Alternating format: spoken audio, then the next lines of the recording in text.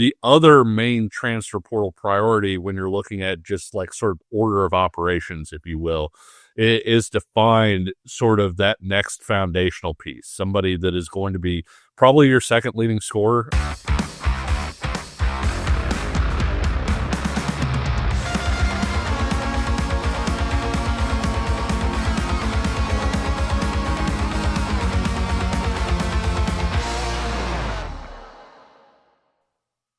Pay heed, all who enter, and beware this podcast. That's right, this is the Pay Heed podcast on the Kansas City Sports Network. I'm Nick Springer, and I'm here with Kevin Flaherty as always. We are brought to you by Emprise Bank, your partner in all things possible, member FDIC.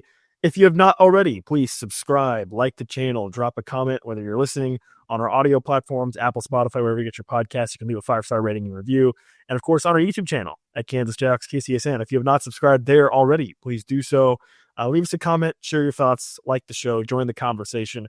We've just surpassed 850 subscribers on YouTube, so thanks so much to those that have already done so. And again, if you have not, please do so you're notified when our shows are available there. So thank you so much for that. Today we have a bit of a mixed bag of a show. We're going to do a little bit of a KU basketball update on where things stand. It's been pretty quiet over the past 10 days or so, but we'll talk a little bit about where things sit right now for KU to begin the show. And in the second half of the show, we're going to continue our spring series of breaking down KU football at different positions. Today, an exciting position group, the quarterback position. Definitely want to hear what we have to say about that. That's coming up later on in the show. Of course, if you are itching for more KU football content, we've done numerous position breakdowns over the course of spring. If you missed any of those, you can go back and check those out as well anytime previously on our feed. So let's start with a little bit of level setting the table for KU basketball right now. Really not a ton of movement over the past week plus with KU. Certainly the biggest news for KU, we talked about it, Kevin, last week about Kansas potentially looking at a guy like Cedric Coward, who out of Washington State had a really strong start to his season last year before suffering a shoulder injury at Washington State. And he was a guy that would really check a lot of boxes for KU at the wing position. That's really the position I think that we're really focused on at the moment, that KU still needs sort of a heavy hitter would be the right term, sort of a starting caliber player, I guess would be the best way to put it at that spot.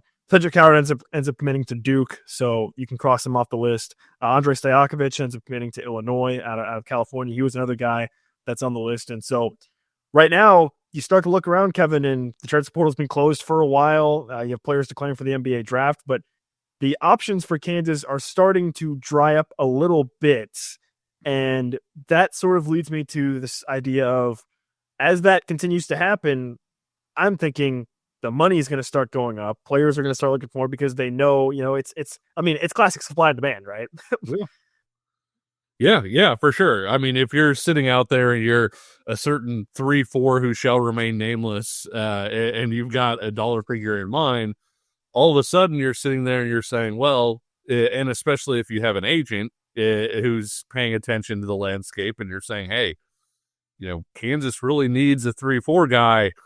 There aren't a whole lot of options out there. Maybe the price point goes up a little bit. And like you said, classic supply and demand. If there's 5 guys out there and you feel like, hey, we can get one of these 5, it's one thing. But if you're really honing in on 1, maybe 2 guys, and those guys know, hey, they have to get one of us, that can change those fluctuations for sure. And I think that it's an interesting thing because we've talked about it on the show, Nick, where I really believe, and we believed all along, that this is going to be a process and it was going to take a while.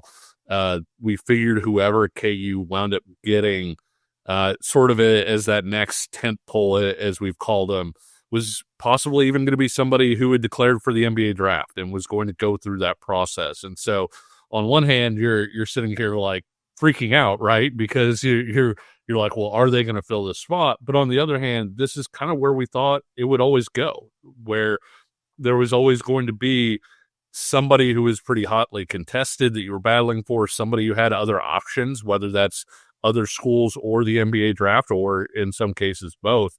And so it's playing out kind of exactly like we thought it would. I think you and I would both agree right now that as we stand right now, Kansas has done a good job in the poll. Yeah, sure. With the players they have. They've done a good job.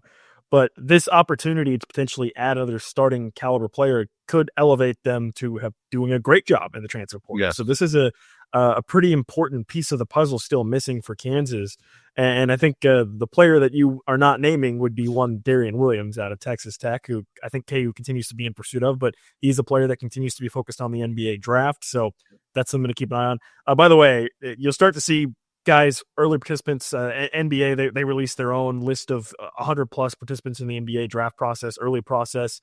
And you may notice there's a lot of names of guys on there that either are in the transfer portal or in some cases have already committed to new teams that are still listed as NBA draft participants. A lot of times that's just guys wanting to get feedback, right? And in fact, Melvin Council, I believe, was actually on a list of one of those early drafts entries, I guess. And that's just an example of players seeing that as an opportunity to get additional feedback from the NBA. So when you see somebody on that list, or when you see somebody declaring for the NBA draft, that doesn't mean that they're going to the NBA. That doesn't mean that they're going to be going through the process. It means that they're probably looking for more feedback, or maybe anticipating going back to college. Obviously, that's kind of what we're talking about with Darian Williams as well, who is the type of player that I think could fall in that category of somebody who maybe anticipates going into the NBA draft and then learns, hey, you're not going to be drafted as highly. You might have a chance to potentially even make more money by coming back to college and coming back next year with a little bit more polish on wherever NBA scouts or teams are telling you that you need to work on. So there's a lot that kind of goes into that back and forth. And I think, unfortunately, from the fan perspective, basically it creates this massive convoluted situation of like, you don't really know exactly what's going on because you got players in NBA draft, you got guys on the transfer portal. It's just, it kind of creates a little bit of chaos. So we're trying to cut through that a little bit and break it down. But yeah, that's obviously the main piece that Kansas is still missing from the puzzle. And again, I think there's reason to be very excited about what Kansas has already added via the transfer portal. But this, again, feels like a pretty significant piece that Kansas still needs to add, because you look at what they have right now, and I think you're satisfied, but it's Kansas, and you can do better than just being satisfied. And I think that's sort of the situation they find themselves in right now when trying to find an additional playmaker, scorer, guy that can fit at that wing position. Yeah, when we talked about the portal, and I realized people don't count him as a portal guy, but Nick, the number one priority was getting Fleury back, right? Because it was hard to see, even with Darren Peterson coming in, it was hard to see a version of Kansas next year that was a potential national title contender that didn't involve getting Fleury back out of the transfer portal. The other main transfer portal priority, when you're looking at just like sort of order of operations, if you will, is to find sort of that next foundational piece, somebody that is going to be probably your second leading scorer. I mean, I think Fleury is probably going to take a leap this year, but I don't know that he's going to be a guy that's going to, average 15 a game or whatever. But somebody who can fit into that mold. And then right under that, you're looking at, okay, then fill in the blanks, get guys who fit, who know exactly what their roles are going to be, who can do different things. And that's where I think Kansas has done really well there. I think the fit guys and the rotational guys, whether Council's, starts or whether he's somebody that plays a lot off the bench, he's in that group, right? And same with Dawson. Trey White, in addition, is in that group, and they're going to continue to fill that up. But I think they obviously check-marked the Fleury part, and they're doing really well here. There's still a few other pieces there as you continue to fill out your roster. It's that second part where you're looking at it and you're saying, okay, is Kansas a top 20 team, a top 15 team? You land the right guy, whether that's Darian Williams, whether that's somebody that we aren't currently thinking about or talking about that winds up kind of happening. The right piece could push you up to a top 5, top 10 national title contending type of team. And I think that's why people are so anxious about filling that spot. And like you mentioned, from a fan perspective, you want it to be done, right? Like, you want to be sitting here, it's May 1st as we're shooting this, and you're looking at it and you're like, Kansas has all 14 of its roster members in the bank, or, at worst they've got 12, and maybe you can, be like, oh yeah, number 3 point guard would be nice or something like that. That just wasn't going to be realistic with what they needed and what they were looking for. And so I do get some fans having frustration because there is that fear, right, as this continues to go on, that, hey, Darian Williams has a really strong combine. He stays in the draft. Okay, like what's next? What's that next part of that? And it's not just Darian Williams. I don't want to make it seem that way, but as the options continue to get thinner and thinner, you're sort of sitting more and more on pins and needles to see, okay, how are they going to get this part done? And I definitely understand that, but again, the truth was that it was always going to be like that. And something we've seen more schools tap into this particular offseason is looking more international. And Yep. Kansas obviously had a great success story by going international just a couple of years ago with Johnny Furphy. So that's something maybe to consider, is that maybe there could be a player internationally that Kansas may hone in on as somebody that could fill that spot, because they had success with that previously. We've seen more schools start to look into that probability over the course of this offseason as well. The one thing I would say about that is, if you're trying to go get a guy that's already playing professionally somewhere internationally, he's probably already in a contract. So if you're going to pay him NIL, you're probably going to have to buy out his contract as well. So maybe that adds a little bit more of a level of complexity if you're trying to get a player, from overseas. But I think at this point, if you're Kansas, you have to consider all options open, right? So if you find a player that you like, maybe that is an international player, why not go after them and see what happens? And obviously we're focusing a lot on that wing position, but what you mentioned earlier, Kevin, this Kansas team still needs a couple more roster spots. I mean, you're still looking for a backup big man, preferably that can give you some solid, low double-digit minutes probably per game to help back up Flory and allow Bryson Tiller to not have so much pressure on himself to be somebody that can play a lot right away. You mentioned the possibility of getting another guard. I think that's on the table as well. So it goes beyond just that wing spot that Kansas is still looking for the final pieces of this roster as we head deeper into the spring. Yeah, I mean, and Johnny Furphy committed in August, right? And you look at, I think Marvin Bagley was a reclassification in August. When you look at Kansas adding Shaq Moore, it was later in the process, and so all of those things, kind of together. There are still options out there, I guess would maybe be the simplest way to put that. I do like your point on the international players, because I think a lot of times when people look at filling out their rosters, they're so hyper focused on what's going on here in the States, in particular, so focused on the transfer portal. Obviously, a lot of people are looking at, hey, will Stokes reclassify? Stokes isn't the only recruit that could reclassify. And so I'm not saying that Kansas has an ace in its pocket there. I'm just saying that's another option, is potentially having a young player there that does want to arrive early, that you can do something with. And so there are still options out there to fill out your roster, to get another, sort of talisman or whatever, or just even fill out your roster. And so I do think that Kansas still has options. It feels like they're dwindling to a lot of people, and I do. There are definitely fewer options on the table than there was a week ago, or 2 weeks ago, or 3 weeks ago. But I still think that, to your point, Kansas has done a good job with what they've done so far, and now, unfortunately, for people who aren't able to impact this process, it's just wait and see what happens from here. And by the way, just me personally, I'm never going to bank on a player reclassifying. That's just not what I want to put all my eggs into. So yeah, I would not bank on that. I am not banking on it. I am not expecting it. If it happens, it's a pleasant surprise. I'm not even considering that to be an option at this point. That's just my view. Like, I don't want to be basically praying for a guy to reclassify as that last spot. Like that's not where, and I don't think Kansas should do that either. I don't think they are doing that. But, yeah.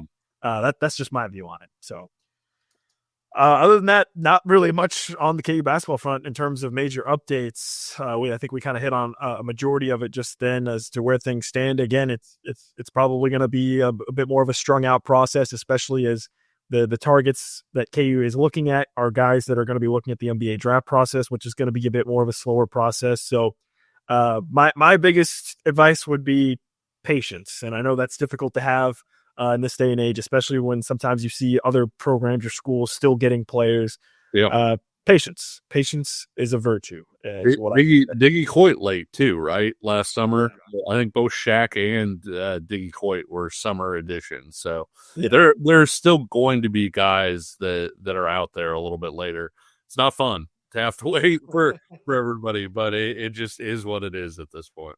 Yeah, I don't think either one of us is having fun, but it's just the reality of the college athletics landscape, right? When you have this sort of basically, for lack of a better term, free transfers, and it can happen anytime. And we see it on the football side too. Like it I think it definitely makes it difficult as a fan to start to build excitement for the upcoming season when there's still so many question marks about what your team's going to look like, right? And so I totally understand it from that perspective, but it's just kind of the new reality of college sports. As long as the transfer portal and NIL continues to be as dominant as it is, which I think, considering the NCAA's seemingly lack of interest in putting any sort of guardrails on it, this is just going to be kind of is what it is. I think in the short term, at least, until maybe some major. I mean, we'll see what happens, I guess, with that house settlement stuff, but. This is just going to be, it is what it is. You're going to be probably every year sitting in early May, maybe even later, and still trying to, figure out who's even going to be on your team. I think that's just the reality of college sports. One thing you'll never have to figure out, Kevin, is where to get the best college apparel around. That is at homefieldapparel.com. You should be shopping at Homefield Apparel for all the best vintage college apparel. And if you use the promo code PAY24, you'll get 15% off your first order over at homefieldapparel.com. Talked about it earlier in the week and last week. Just released some great new KU baseball gear as Kansas baseball continues to dominate down the stretch. They are in position to potentially be fighting for a regular season championship as well. So incredible work from Dave Fitzgerald and his squad. And you can support KU with, they've got a great KU baseball hat you can find at homefieldapparel.com, KU baseball pullover jersey as well. And of course, 40 plus other KU items. Me personally, though, today I am rocking the Western Kentucky blob. I guess I don't actually know if this guy has a name. I don't know what he is. He has a name. The red. Is it Big Red or whatever? Big Red. Yeah. I know Nebraska also has a Big Red, but I was thinking they overlap. By the way, the Nebraska Big Red is a serial killer and has committed murder. We'll talk about this at another point, but. I'm just saying, like, if you were to put up mascots in terms of like how terrifying they are and what they've probably done behind the scenes, like you've got like the Providence Friar, obviously, like up there pretty high, and Big Red is in that discussion too. Big Red from Western Kentucky, though, he's just a funny, silly guy. Yeah, he's just a funny, silly little guy. Do you think he's best friends with like the Orange Bowl mascot? Like, I feel like they would hang out. Maybe. I mean, it's one of those situations where they're either best friends or bitter rivals. That's true. That's true. I don't feel like there could be any in between there. So you can support West. I mean, listen, the reason I have Western Kentucky, for those who don't know, is I have a College Football 25 dynasty with Western Kentucky. We've won multiple national championships. We're doing great over in Bowling Green, Kentucky with the Hilltoppers. So got to rep my boys, and you should rep. You can rep Kansas, you can rep Western Kentucky, you can rep 120 other schools over at homefieldapparel.com. Just make sure you use the promo code PAY24, 15% off your first order. We're going to shift gears and talk a little bit of KU football coming up next. Looking for tickets for your next event? Tickets for Less is your number one source. Save big on every purchase when you use promo code KCSN at ticketsforless.com. Success in real estate takes more than vision. It takes the right financial partner. When someone takes something rundown and turns it into something great, that's called a comeback story, like Brain Group. They take distressed properties here in KC, completely rework them, and then turn them into valuable real estate. But that kind of work needs the right bank behind it. Enter Emprise Bank. They're not about cookie-cutter loans. They saw Brain Group's vision, backed them, and now they're making big moves in Kansas City real estate. Talk about your partner in possible. Emprise doesn't do one-size-fits-all financing. They invest in potential and back growth. Visit emprisebank.com/KC to learn more. Emprise Bank, member FDIC, equal housing lender.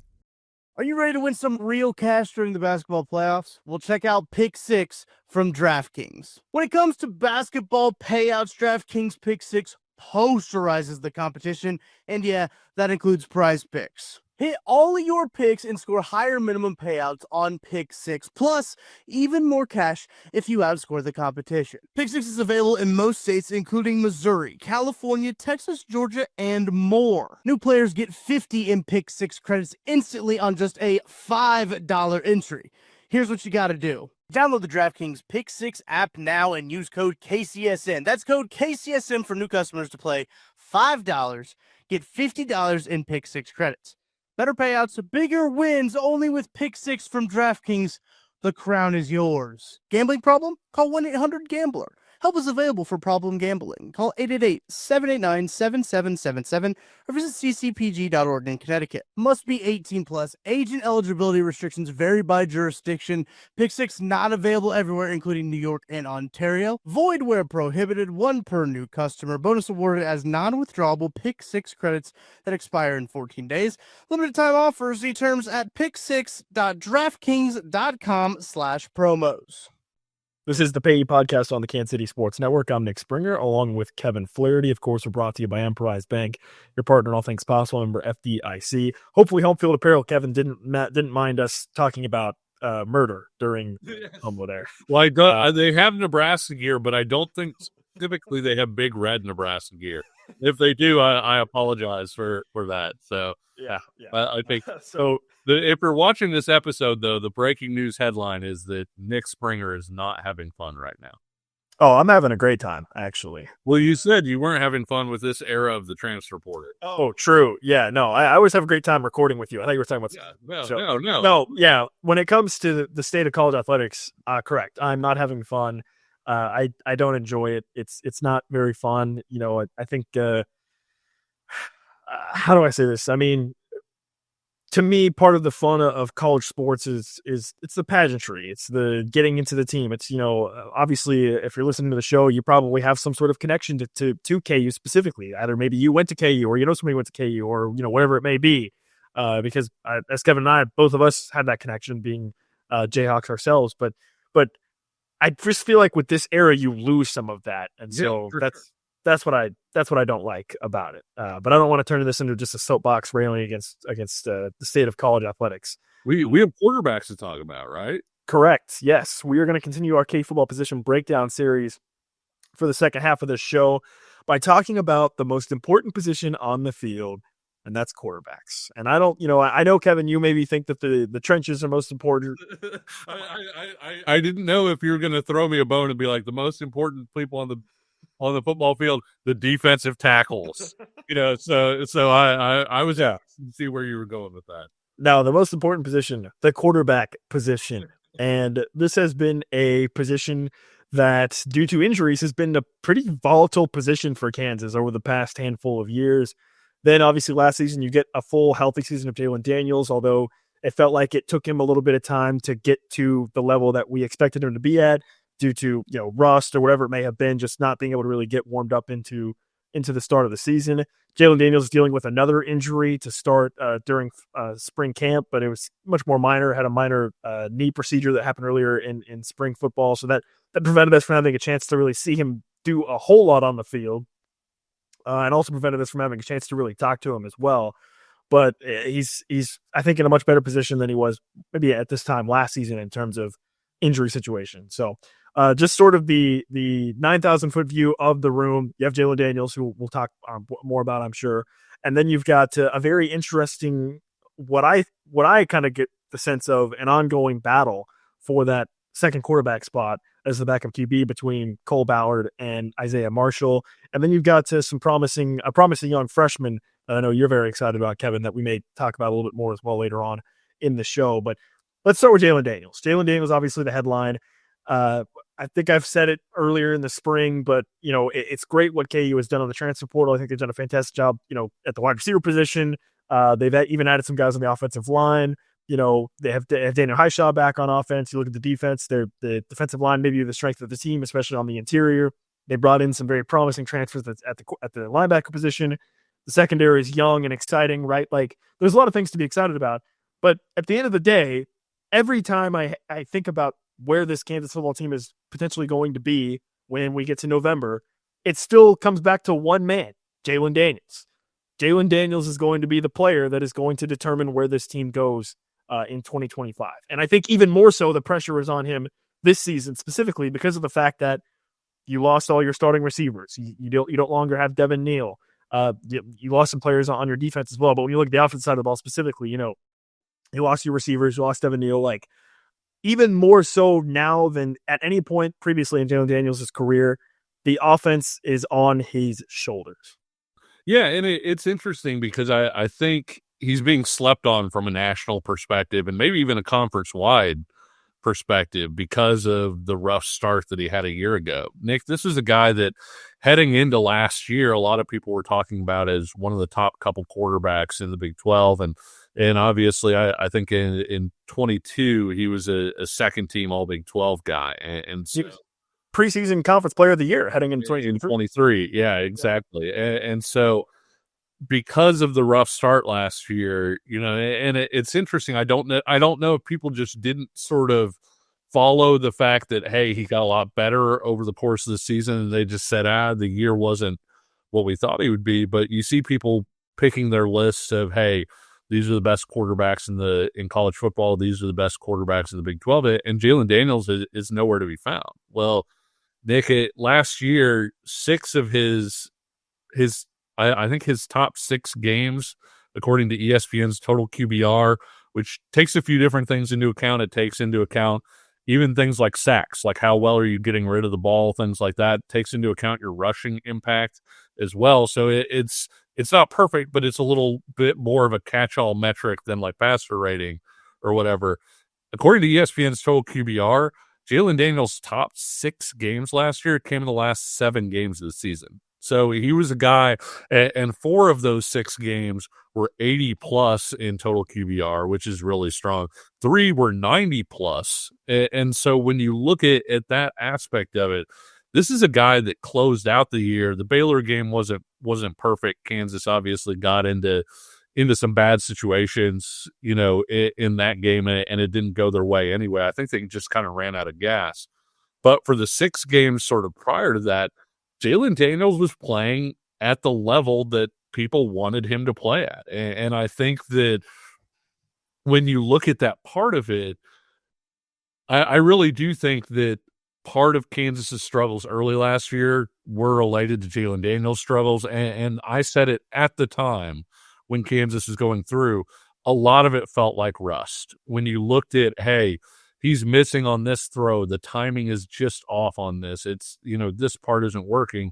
I think some of it too was there was a feeling out process with he and Jeff Grimes in terms of, hey, this is kind of what Jeff Grimes wants to run, what he likes to run.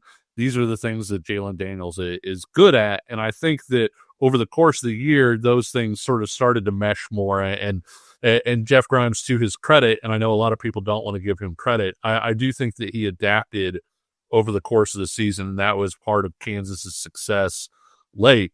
But now, Nick, something that I feel like is also not being discussed enough is Jim Zabrowski being the offensive coordinator, being a guy that knows exactly where Jalen Daniels' bread is buttered, what he's comfortable doing, what he's really good doing. Bringing Matt Lubick back, who was a big part of sort of the quarterback run game option stuff that Kansas did before. Now he's back doing a lot of those things. And so to me, I think you look at it with Jalen Daniels and he's flying under the radar right now, Nick. I'm not sure he should be, because I think that he was able to shake off a lot of that rust. He's not going to be sort of put in a protective bubble the entire offseason. And so I don't see him starting off rusty again this year. And then you add in the fact that, hey, the offense is basically going to be as close to tailor-made for Jalen Daniels as you possibly could have it. I think Jalen Daniels is in for a really big season. And don't sleep on the fact either, Nick. Jalen took some shots last year, and Jalen Daniels came through and played the entire season. And so, the health part was a positive thing. The knee thing was more just like, hey, let's clean out some stuff, whatever. It was more that than, an actual injury. But when you look at sort of all of those things, Jalen Daniels could be setting himself up for an all Big 12 type season. And it feels like outside of Lawrence, I'm not sure anybody's talking about it. Yeah, and I'm very glad you brought up Jim Zabrowski, because that to me is maybe the biggest headline of the offseason is you have a guy that, as you said, has worked with Jalen Daniels very closely his entire career at Kansas. There's probably not anybody on the Kansas staff or anywhere else in the country outside of Jalen's immediate family that knows him better than Jim Zabrowski. And now he's the one calling the plays. And so you would expect that level of chemistry to be really, really tight knit. You would expect those guys to be on the same page right away. And you said it, part of the conversation going back to last season was there just was a disconnect between Jeff Grimes and Jalen Daniels for the first handful of games of the season that really hampered the offense. And even besides that disconnect, the offense still had a couple of games where they did more than enough for Kansas to win. So that wasn't just the only factor, but absolutely there was that disconnect that took some time to mend, I guess, between those two. And absolutely, I would not expect that to be an issue at all, starting from the opening kickoff of 2025, that Jalen Daniels and Jim Zabrowski will be on the same page. And on top of that, you mentioned the health stuff. Absolutely, I think Jalen Daniels will be perfectly fine. The question marks really come from, can Jalen Daniels step up as sort of the primary, I guess, producer for the team, right? You're not going to have a Devin Neal to lean back on. And that's not a knock on Daniel Highshaw. It's not a knock on Leshaun Williams or any of the other running backs. But Devin Neal obviously was an all-conference caliber player and an NFL caliber player. He was drafted. And then you remove on top of that the receivers that Jalen Daniels had over the course of his career. So there's sort of this contrast of with Jim Zabrowski, you expect that comfort level to be really high and the chemistry level to be really high. And yet at the same time with Jalen Daniels, he's going to be, when he steps to the line of scrimmage for the first play of 2025, he's going to be looking around at largely new faces at basically every position. So there's sort of that contrast of, okay, the comfort level should be there from a play calling perspective. Now, can the players on the field with Jalen Daniels mesh together to get the offense going? I think that remains the biggest question heading into the season is can they the players themselves on the field find that level of chemistry right away? Because again, you've got a whole brand new wide receiver room essentially. You've got Daniel Highshaw in the backfield, but you've got some transfers at the running back position. You've got Deshaun Haneca, who hasn't played a single snap yet for KU. I mean, we've talked about him and what we expect from him, but he hasn't played a single snap at KU yet. So, and you look at the offensive line, you've got Calvin Clements to the tackle position, but still some question marks at the other tackle. You do have Bryce Foster. So you look around and there's a lot of new faces on the offense. And so I think hopefully you like I said, you expect the chemistry from a play calling standpoint to be there between Jalen and Jim Zabrowski. The question is, will it be there from an on-field perspective with the new pieces around Jalen? Yeah, and nothing against Leshaun, but I thought in the spring Daniel Highshaw looked like an all-conference level running back. I really did, and it's funny because I think a lot of people say, well, if Jalen is healthy, then he can do this. One of the things that's probably going to impact how effective Jalen Daniels is he going to have Daniel Highshaw in the backfield all year long? Because injuries have been an issue with Daniel Highshaw. You're looking at probably a step up in work for Daniel Highshaw from not being the number 2 back and going into that number 1 back. I expect, Nick, if Daniel Highshaw is healthy, and I realize this is a quarterback show, but I expect him to rush for 1,000 yards. I think he's that.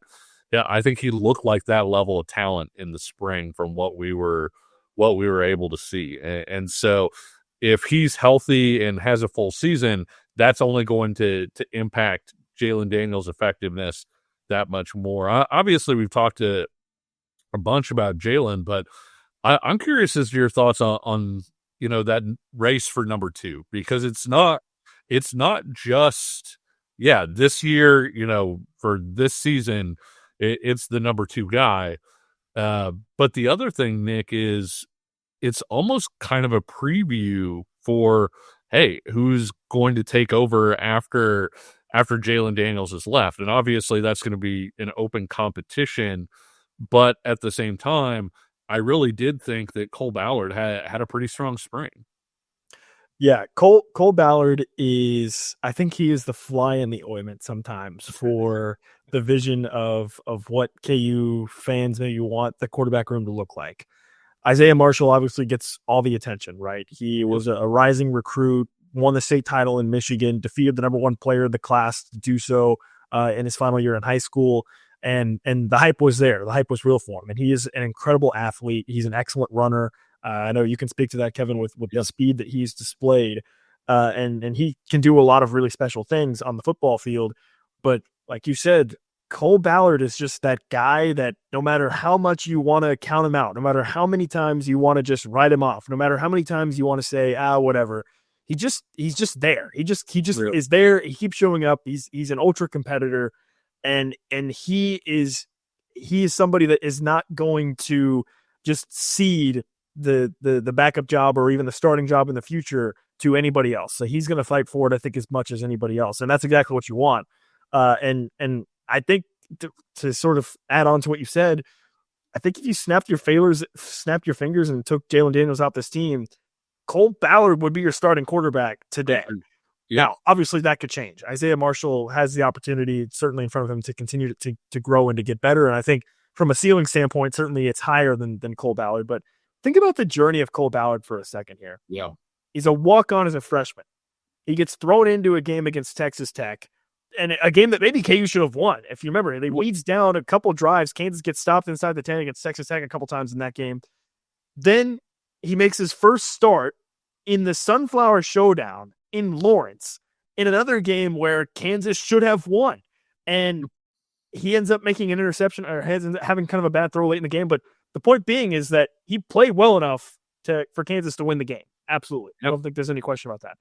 And then you look at what he's then done beyond that. He's just such a competitor. He's such a guy that you just can't write him off. And I know it's easy to look at and say Isaiah Marshall's the future. Isaiah Marshall is the guy. Cole Ballard, again, he's not just going to go away quietly. He's going to continue to fight and continue to battle for whatever position is available on this team. So I wouldn't write him off at all. I understand the excitement with Isaiah Marshall. You and I were as excited about Isaiah Marshall as anybody, I think, when he signed with Kansas. So the excitement there is real. And I think, it's a good problem to have, that you're going to have a legit competition, I think, in the future for the starting quarterback spot.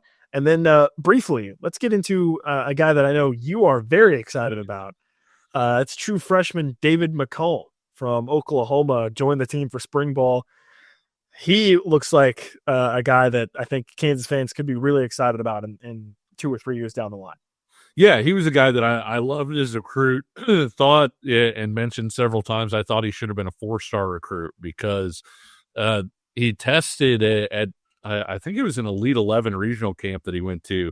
He was the best athlete there from a testing standpoint. And the reason I bring that up, Nick, is this is a guy that if you ask me what his strengths were, like athleticism might be number 3. And so I think when you look at the accuracy that he throws with, the way that he reads the game, the football IQ, the toughness, all of the different things that he has, I really think he has a chance to be sort of that complete player. And it's interesting. I remember last year talking with David Lawrence a little bit and about Cole Ballard. And one of the things that he mentioned about Cole was he goes, in a lot of ways, he's Chip Hillary. And for those of you who aren't Jayhawk, old heads, I guess, Chip Hillary was a guy who wound up being a recruit and was a pretty important recruit for Glenn Mason to bring in, wound up being a really big part of Kansas,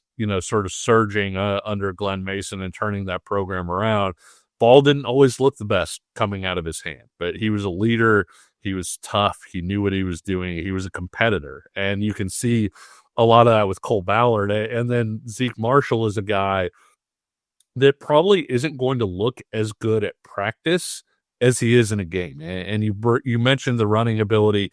The fact that he's a sub 11 flat 100-meter guy means that, hey, when you're running that option play and you block it up with Jalen and block it up well, maybe Jalen gets you 20, 25 yards. Isaiah Marshall's a guy that can put his foot in the ground and be gone. That could be it, play over 60 yards to the house. And I think that's something that's very intriguing. Isaiah Marshall is a really good leader. And when we play the clips for you, I think that stands out with his personality. He was when you talk to people who were around him in high school, yes, they mentioned the athleticism. Yes, they mentioned, the clutch factor, but they said he had it, right? He had that thing that sort of the field general types, if you will, have, where everybody in the stadium knows, like, okay, this guy is going to get it done. And then you have David McComb, and I'm glad you brought him up because we talked about the competition for next year. And obviously David McComb is just going to be heading into his second year at KU. He's probably in a red shirt this year. Don't be surprised if David McComb throws his hat in the ring, even as a younger guy that wouldn't have as much experience as Cole Ballard, as Isaiah Marshall. I really think that he checks pretty much every box of what you would want to have a quarterback. And he's part of the reason, Nick. I know we've talked about defensive tackle being, probably the best room on this team when you look at having potential all-conference guys there. And then in addition, you've got the depth and you even have a couple young guys to be excited about. That's part of the reason I think the quarterback room is up there in that discussion for one of the strongest rooms on this team, because you do have a potential all Big 12 guy in Jalen Daniels this year. You have a backup who's even got starting experience in Cole Ballard that's been in the program for a while. And you have multiple young guys, and you could even throw Ballard into this part too. You've got multiple young guys that have the potential to be your starting quarterback or your quarterback of the future. And so I really think that this is a room that the staff has done an excellent job assembling. And, you're hoping this year that it's mostly Jalen and you don't have to see what the depth of the room is looking like. But I do think that when we sit here a year from now and there's a full-on competition for that starting quarterback spot, we may look at it and say, man, like, this staff really did a nice job of getting a lot of good quarterbacks into that spot. Well, you teased it. We'll get a chance to hear from a couple of those quarterbacks coming up on the other side. We're going to take one more short break. When we come back, we'll have a chance to hear in their own words from a couple of the quarterbacks out of the quarterback room. Stay right there. Thanks for listening to KC Sports Network. Make sure you download our new app. Find it on the App Store or Google Play. Just search KC Sports Network. This is the Payee Podcast on the Kansas City Sports Network. I'm Nick Springer along with Kevin Flaherty. If you like what you're listening to or watching, if you're on YouTube, be sure to subscribe, drop a comment, leave a 5-star rating and review, share your thoughts, join the conversation, all that great stuff. We love to hear from you guys as always, and really appreciate you joining us as well. So we're going to have a chance to hear from a couple of the quarterbacks out of the quarterback room. Had a chance to hear from a couple of those guys when they spoke with the media earlier in the spring. I will say, didn't get a chance to hear from Jalen Daniels. Mentioned it earlier in the show. He was dealing with the knee injury, so he was not made available. We didn't get a chance to actually speak with him. But we did get a chance to hear from Cole Ballard and Isaiah Marshall. So that's who we'll have coming up here in just a moment as well. So look forward to hearing that. Let's get into it with let's do Cole Ballard first. Let's get into it with Cole Ballard first to hear what he had to say. Here's everything that Cole Ballard had to say earlier in the spring when speaking with the media. Were you ever intentional about it? I'm sure in high school it was your position and your role and it was kind of natural, right? But did you ever say, I really want to develop this? It's something that is important to me and I'm going to do it this way. Yeah, I feel like in high school, we had a very good program. We were very intentional about leadership and doing that. So from a very early age, that was something I was thrusted into whether I was ready or not. And It was something I just had to grow into and get better at. How's it been challenging then to do it here? Not being the starter day one, not being the face of the program or anything like that. Has that been a new challenge throughout your time? Yeah, I mean, it's definitely different leading all different kinds of people. Yeah. Everybody's coming from different places. Not everybody's seeing the same kind of leadership. So just seeing, the different kinds that people like and how you can reach different people and build those connections. What's your favorite style? I just like getting to know people. Okay. Yeah, just understanding where they came from and why they're here. Mm-hmm. What kinds of stuff do you guys do as quarterbacks maybe to help get to know those guys then? Whether we're just out here throwing, watching film, going to get dinner, just stuff along those lines. It's nice to be able to get guys off the field and get to know what they're really like around their buddies and just understanding where they came from. I guess you've only had a couple formal practices with them, but how are those new wide receivers fitting into this kind of offense? Yeah, they look really good. We've done a lot of things in the offseason trying to prepare them for these moments, and I feel like they took a lot of their extra time studying and getting ready, and we've been able to come out here and do what we do and not have to slow up at all. So for those guys, Levi, Cam, and E-Man, to come in here and really set the standard is great to see. Have you seen like a vocal leader in that wide receiver group? I think we've got a lot of guys who are about to step up, but as guys get more comfortable and get into their roles, we'll see somebody emerge. Coach Leipold mentioned Emmanuel and Cam earlier when he's talking. What were your first impressions of them? Why do you think they're two guys who are popping right now? I just think their work ethic is one to none. Like they're in here, they're always asking me, hey, when are we going to throw? When are we going to come in and throw? And to have that kind of guy, because that's what I love to do. I love to play ball. And so having those kind of guys that love to play ball as well, like same with Levi. Like Levi loves to come out here and get work in. So just that they have the drive to be able to do it as well. How would you describe those three guys' games? They're playmakers. Like you can throw the ball up to Levi, let E-Man run under it. Cam's shifty as ever, so just letting them get the ball in their hands and let them work. Do you get to talk to your dad much about Jason, or do you sort of let him? Yeah, I do. I'll see Jason maybe when I'm home for spring break, and I try and whenever I was home for winter break, I got to talk to him a little bit, but he's loving it. Gotcha. Cole, with Jalen not there and you guys getting more reps, how important is that for you guys? It's great. It's similar to last year in the aspect of spring ball, being able to go out there and kind of take control of the team. Like I'm going to be there for Jalen whenever he's back and be his biggest supporter. But right now, just trying to get the guys to rally behind me for the time. And, just be my best. You guys have to replace 2 starting tackles. What have you seen from the guys out there? They look really good. We've got some young guys that are developing, and then some guys in the portal, obviously, that are really going to help our team. Has it hit you that you're kind of old here now? I mean, a little bit, right? Yeah. No, whenever guys are coming in, like David's like, dang, you're old, dude. I'm like, wow, I'm not that much older than you, man. So. Do you like it though? I mean, especially with new roster and welcoming guys in, like you just talked about. That's got to serve you well being a vet. Yeah, it's definitely different because last year I got made fun of for being the young guy, and now I'm getting made fun of for being the old guy. So it's pretty funny. Considering this is actually going to be your last year with Jalen, is there anything specific that you're trying to gain from him in your last year with him? Just his playmaking ability. There are not a lot of people in this world that can do what he does. And me and Zeke were watching film the other day, and we were just like jaws on the floor, like some of the stuff he did last year. So just being able to learn from that and extending the play.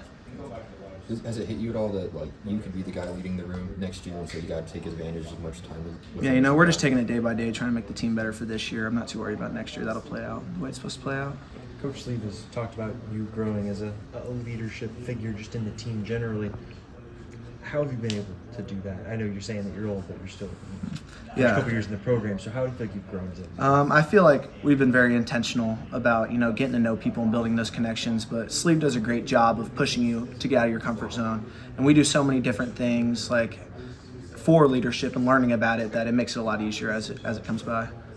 Yeah, Cole, you're from Indiana. Adrian Hawley, I know they've got a commitment right now from somebody from Indiana. Is that a state Kansas can make some inroads? Yeah, Malachi Mills from Westfield. That's my high school. So, it's really cool to be able to get those guys here and be able to build those connections. And there are a lot of great players in Indiana. It's kind of an overlooked state, so to be able to get those guys here is really cool. I'm curious. Last year you got a little bit of game action against K-State. I guess how frustrating is it to have the chance to get in the game, have something happen, and then what was it like working your way back from injury? Injury sucks, but it's part of the game. You kind of just got to take the punches as they roll and just continue to get better, whether that, when I was off the field, being able to just watch film, be there for Jalen, help him out as much as possible. Are you someone that has ever had an injury like that where you've had to miss games before? Yeah, I've had 2 knee surgeries during high school, so I was out for my whole junior year, so it's not nothing new to me, but. Yeah. How does that help itself when you're in college then and you do have some experience to rely on where you know what it's like to be in the rehab room and also working on film and stuff like that? Yeah, definitely. I feel like I've grown a lot over the last 2 years now. Watching film and being able to go in there, and I could sit in there for 4 or 5 hours and have guys in there with me like Jalen and Zeke watching film. So being able to learn not just on the field but learning off the field as well. For you personally this spring, what sort of goals do you have for just yourself and your game? Just continue to be a great leader. Try and push the team and get everybody on the same page for where we need to go and what the standard is, and then just continue to get better. on the field, off the field, watching film, doing everything I can to make myself a better player. Was Zeke in particular, he's been here for a year now. What sort of growth have you seen from him over the last 12, 13 months? Yeah, I mean, his ability to lead is something that has definitely stood out. That is something I think we both have been really intentional about and Sleeve has gotten on us about. And for us to be able to lead together in this sort of room is awesome. And then just on the field, like, he's making great decisions, knows where he wants to go with the ball, being accurate, all those kinds of things. That was Cole Ballard speaking with the media and us earlier in the spring. It's always great to hear from him. Again, I think you can really see his leadership skills shine through. And regardless of, I think, whether or not he ends up being a starter in the future or just as a backup, he's a valuable asset to have. I think, we heard a lot from Lance Leipold. What was it? Last season, 2 years ago, about, oh my gosh, I'm blanking. Quarterback. Ben Easters. Thank you. I was trying to remember who it is. I was Ben something. Ben Easters. So I think it can be easy to underestimate the value of a quarterback who maybe isn't a starter, but is somebody that is great in the room and is a great leader, behind the scenes and whatnot. So I think Cole Ballard chose that as well. We also had a chance to hear from Isaiah Marshall, who is, again, a player that has a very high ceiling, I think, potentially in the future for Kansas at the quarterback position. Here's everything that Isaiah Marshall had to say about his first year at Kansas and what he hopes to do now. Second spring practice. How different does it feel to this time last year? It feels way different. Last year it was my first spring practice, first time doing college football, so I was kind of new to it. But this year I feel like I know everything now. Everything is slower to me, and just becoming more of a leader this year, now that I got the experience, is very big to me. When you think about the last 12 months, what are the biggest areas that you feel like you've taken the biggest step in? Right, I'll say just being a leader, being more vocal, being a better teammate, helping people around me get better, and also just being more relaxed in the pocket, going through my reads, just little stuff like that. Just trying to get better every day. So, Isaiah, you got a lot of new wide receivers coming in. What have you seen from them so far? The new receivers came in. It's great. They've learned the playbook very fast. It's very impressive, and we got some great receivers, so I can't wait to see what we do, and I'm very excited because they're a great group of guys.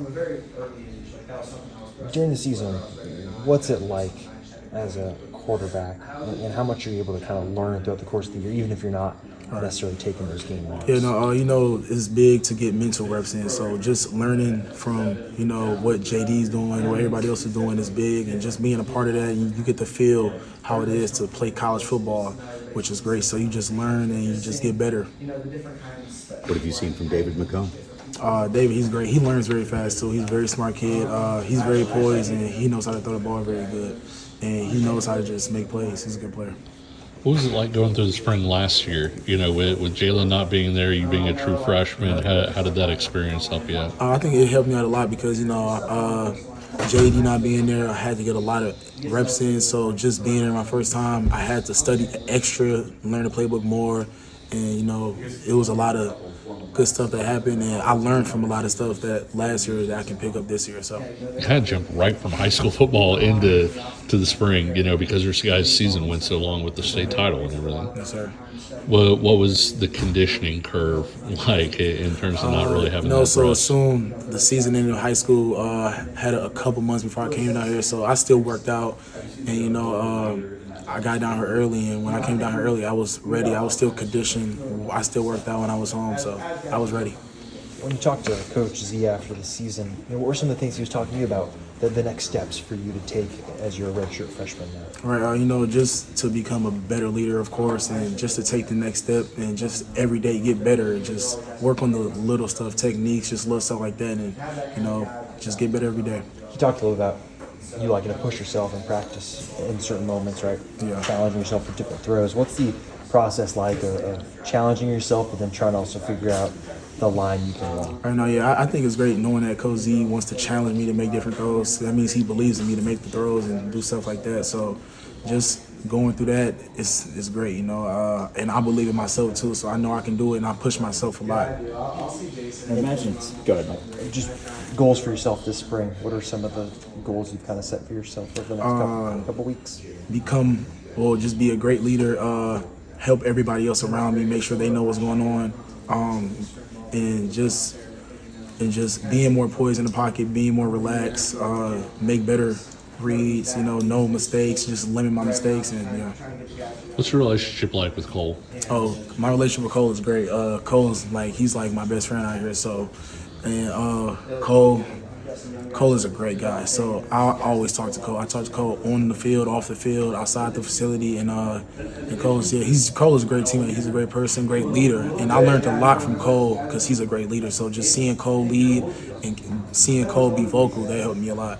What's it been like with you and JD and Cole all running it back? That's kind of rare in today's day and age in football. Just like the conversations you guys are having in the quarterback room and kind of the brotherhood. I think it's good because I think every day we can get better from each other and we can learn from each other. So just having a QB room that we're all close to, like as in the other QBs, Mikey, Paulie, TJ, David, just all of us is such a big brotherhood that we can just be ourselves around each other, and we can be great, get better every day, knowing that we trust each other. So, and go back to the wide receivers a little bit, whether it's a couple guys that were here last year or a bunch of the newcomers. Anybody in particular stuck out, and what are you seeing specifically? No, I'm seeing plays being made by everybody. Everybody's doing great. So, they're just doing good. They're doing good with the plays. They're making plays. I put the ball up. I know they're going to get it. So I trust all the receivers. And not having Devin anymore as running back, what have you seen of Daniel and anybody else on the offense? It is big that we lost Dev, but we still got good running backs. We got Harry, LaShawn, Deuce too. So it's just I think it's good because I trust those guys and they trust us too. So yeah, I think it's just trust, and I trust them guys. Have you taken on more of a leadership aspect this year? Last year, obviously, you come in as a true freshman. This year, after being here a year. Oh, yeah. I feel like I became more vocal. I feel like I demand more than I did last year. Last year, I kind of came in to a team full of seniors, and I wasn't as loud as I was supposed to be since I played quarterback. So this year, this offseason, I feel like I definitely stepped up as a leader, talking more, encouraging more, and just making the people around me better and just doing it for the team. That's really why I'm here, just do it for the team. Is there anything mechanically or anything that you're working on specifically this year? Just going through my reads and just staying relaxed, not having to panic or anything like that, going through my reads. And just get better each day. That's all I'm doing. Just get better each day, do the little things right, and everything will come. You guys lost a couple key pieces on the offensive line. How are those guys looking, the newcomers? The offensive line looking good too. Looking good. I trust those guys a lot. I talk to them all the time, so I trust those guys a lot. They're big guys, and I know they're going to have my back, and I'm going to have their back. That was Zeke Marshall speaking with the media earlier in the spring about where he's at and what he hopes to do this season as well for KU football. That's going to about wrap things up, I think, for this edition of the show. Had some great conversation about KU basketball earlier on the show, and then our position breakdown with KU football, the quarterbacks. Once again, if you're looking for more position breakdowns for KU football, I would highly encourage you to check out any of our previous shows breaking down each position. We still have a couple more positions to go. I think we just did quarterbacks. We still have safeties, and is that it? Or running backs. Safeties and running backs, I think. Yeah. We gave a little Daniel Highshaw.